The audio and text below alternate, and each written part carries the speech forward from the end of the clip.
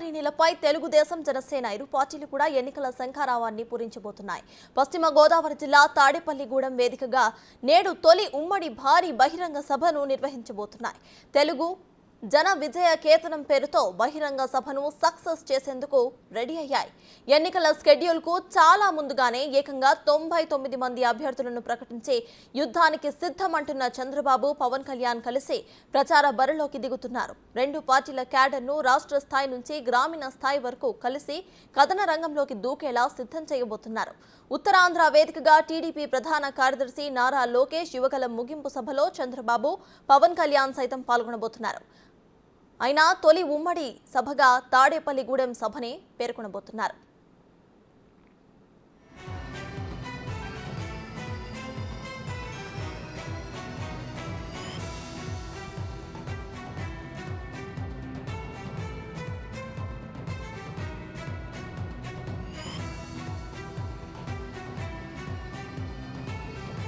తెలుగుదేశం జనసేన పార్టీల మధ్య పొత్తు సీట్ల సంఖ్య ఖరారైన తర్వాత నిర్వహిస్తున్న తొలి బహిరంగ సభ ఇదే. అందుకే వైసీపీ పాలనలో ఆంధ్రప్రదేశ్ ఎంత అస్తవ్యస్తంగా తయారైందనే దానిపై వివరించబోతున్నారు రెండు పార్టీల అధినేతలు. తాము ఎందుకు పొత్తు పెట్టుకోవాల్సి వచ్చిందో కూడా ఈ సభ నుంచే స్పష్టమైన ప్రకటన కూడా చేయబోతున్నారు. రెండు పార్టీల శ్రేణుల మధ్య విభేదాలు సృష్టించేందుకు జరుగుతున్న ప్రయత్నాలపై గళమెత్తబోతున్నారు. కార్యకర్తలు ఎంత బాధ్యతాయుతంగా కలిసి కథన రంగంలోకి దూకాలో దిశానిర్దేశం చేయబోతున్నారు.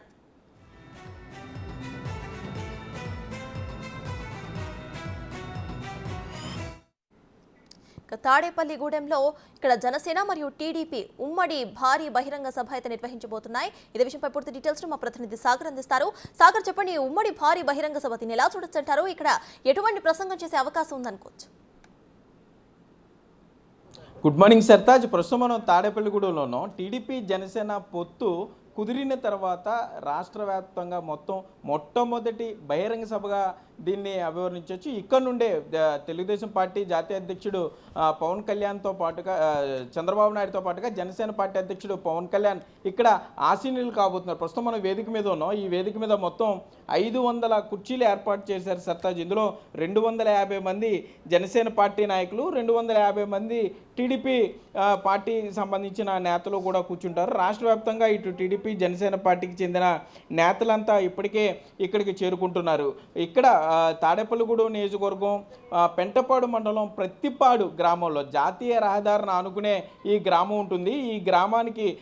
ఈ గ్రామంలో 21 ఎకరాల్లో ఈ బహిరంగ సభ ఏర్పాటు చేశారనే చెప్పుకోవచ్చు. సుమారుగా 5 లక్షల మంది హాజరవుతారని ఇటు జనసేన టీడీపీ నాయకులైతే అంచనా వేస్తున్నారు.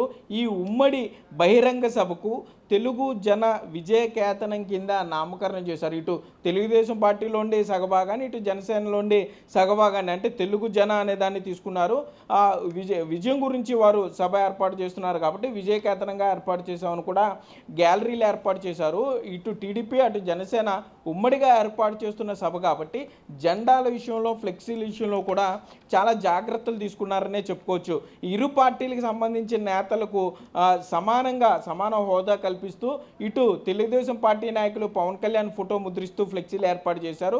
అటు జనసేన పార్టీ నేతలు చంద్రబాబు నాయుడు, లోకేష్ ఫోటోలు ముద్రిస్తూ వారు కూడా ఈ ఫ్లెక్సీలు ఏర్పాటు చేయడం జరిగింది. జెండాల మీద కూడా ఇటు టీడీపీ జనసేన జెండాల మీద కూడా పూర్తి సమన్వయం పాటించారని చెప్పుకోవచ్చు. అయితే కొద్దిగా మొన్న సీట్ల ప్రకటింపు విషయంలో టీడీపీ జనసేన సీట్ల పొత్తు అయిన తర్వాత ప్రకటించిన సీట్ల విషయంలో జనసేన నేతలకు తీవ్ర అన్యాయం జరిగిందని కూడా జనసేన నేతలు భావిస్తున్న నేపథ్యంలో తాడేపల్లిగూడెంలో ఏర్పాటు చేసిన ఈ సభకి గోదావరి జిల్లాల నుండి ఎంతమంది జన సైనికులు హాజరవుతారు అనేది ప్రశ్నార్థకంగా ఉందని చెప్పుకోవచ్చు. తాడేపల్లిగూడెం నియోజకవర్గానికి సంబంధించి కూడా ఇక్కడ ఇంకా టికెట్ ప్రకటించలేదు.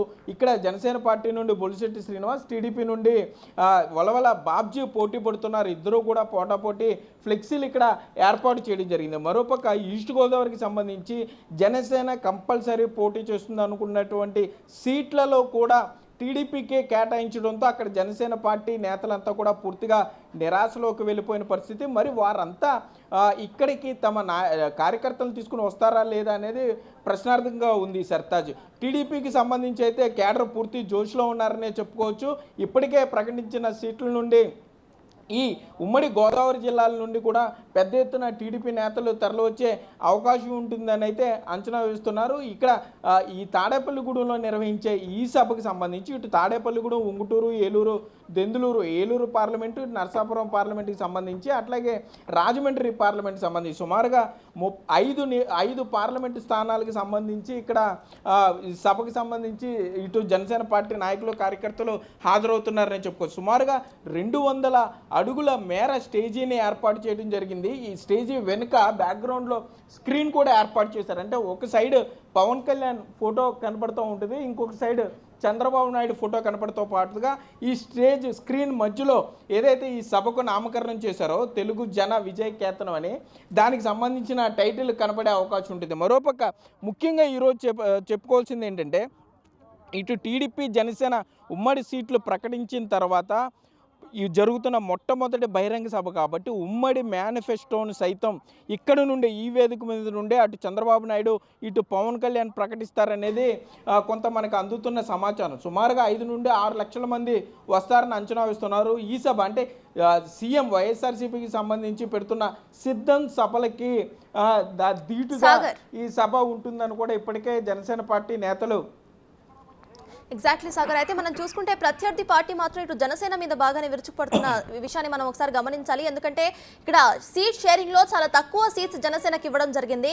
సో ప్రత్యర్థి పార్టీ కానివ్వండి, జనసేన పార్టీ కార్యకర్తలు కూడా అటు దీని గురించి మాట్లాడడం మనం చూస్తున్నాము. కాపు నేతలు కూడా దీని గురించి మాట్లాడుతున్నారు. కాబట్టి ఇది మొదటి ఉమ్మడి సభ కాబట్టి ఇందులో దాని గురించి ప్రసంగించే అవకాశం ఉందనుకోవచ్చా? సర్తాజ్, ప్రధానంగా ఇప్పుడు ఈ గోదావరి జిల్లాలో ప్రధానంగా నడుస్తున్న చర్చ జనసేనకు తీవ్ర అన్యాయం జరిగింది. చంద్రబాబు నాయుడిని నమ్ముకుని వెళ్ళిన తర్వాత జనసేన పార్టీ కేవలం 24 సీట్లకే పరిమితమైంది. కాపు సంక్షేమ సేన హరిరామ జోగయ్య కానీ జనసేన పార్టీ ముఖ్య నేతలు మాట్లాడుతున్నట్లుగా పవర్ షేరింగ్, సీట్ల షేరింగ్లో ఇప్పటివరకు క్లారిటీ రాలేదు. సీట్ల షేరింగ్ 24కే 24 అసెంబ్లీ, 3 పార్లమెంటే పెట్టారు. మరి ఈ గోదావరి జిల్లాలో 34 నియోజకవర్గాలు ఉంటే అందులో కనీసం జనసేనకు ఇంకా కేటాయించకపోవటం కానీ ఓన్లీ ఆ కాకినాడ సీట్ ఒకటే చెప్పడం మీద అయితే పూర్తి క్లారిటీ ఇంకా జనసైనికులు తీవ్ర నిరాశలో ఉన్నారని చెప్పుకోవచ్చు. వైసీపీ దీన్ని క్యాచ్ చేసుకుంది. అధికార పార్టీ నేతలంతా కూడా సోషల్ మీడియా వేదికగా తీవ్ర విమర్శలు చేస్తున్నారు.